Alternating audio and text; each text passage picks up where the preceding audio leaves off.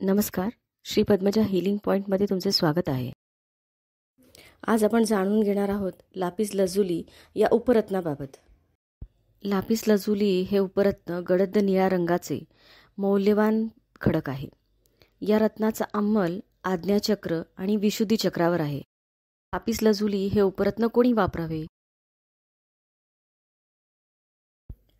ज्या व्यक्ती छोट्या छोट्या कारणावरून त्रागा करतात, सतत चिडणे, दुसऱ्यांवर दोषारोपण करणे, यांच्यासाठी हा लापिस लजुली उत्तम प्रकारे काम करतो.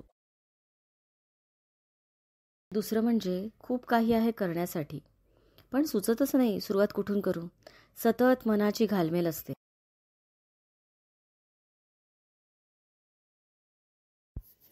ज्या व्यक्तींना आध्यात्मिकतेची ओढ आहे त्यांच्यासाठी तर उपयुक्त आणि सोबत इंट्युशन पण वाढवते.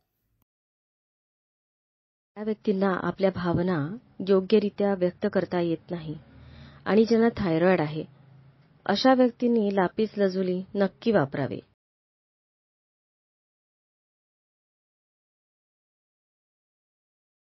ज्या जातकांना त्वचा विकार आहे त्यांच्यासाठी व्यक्तिगत उपचारासोबत एक जोड म्हणून लापिस लजुली उत्तमरित्या काम करतो.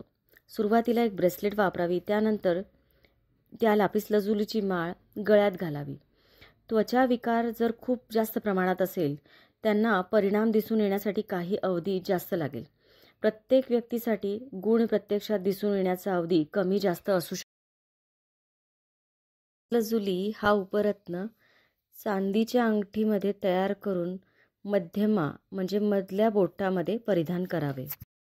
दुसरं म्हणजे ब्रेसलेट या स्वरूपात सुद्धा धारण करता येतं.